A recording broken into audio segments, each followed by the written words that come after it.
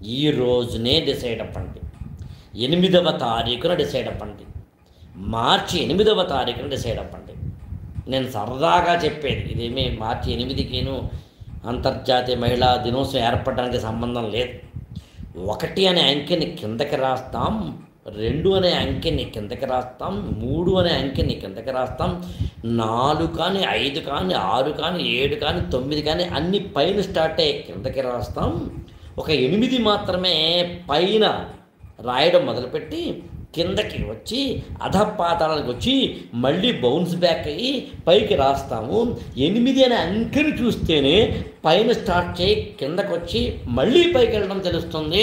అన్ని అంకెలు పైన స్టార్ట్ అయ్యి కిందకి వెళ్ళి ఆగిపోతున్నాయి, కానీ 8 పైన స్టార్ట్ అయ్యి కిందకి వచ్చి మళ్ళీ పైకి వెళుతుంది. అందుకని మార్చి 8 అంతర్జాతీయ మహిళా దినోత్సవాన్ని, ఈ 8కి దానికి సంబంధం లేదు. కానీ ఈ సందర్భంగా అర్థం చేసుకోవాల్సిందే, మహిళని ఒకప్పుడు చాలా ఎత్తులో కూర్చోబెట్టిన ఇదే సమాజం క్రమంగా క్రమంగా క్రమంగా క్రమంగా క్రమంగా క్రమంగా పాతాళానికి తొక్కేసి అక్కడ ఆపేస్తే నువ్వు తొక్కి నార తీసి అక్కడి నుంచి మళ్ళీ బౌన్స్ బ్యాక్ అయ్యి పైకి ఎదగచ్చని 8ని చూస్తే నాకు అనిపిస్తుంది. అందుకని ఓ మహిళ, నువ్వు ఇవాళ అర్జెంటుగా తీసుకోవాల్సిన ఒక తీర్మానం ఏంటంటే ఎదగాలని కోరుకోవడం.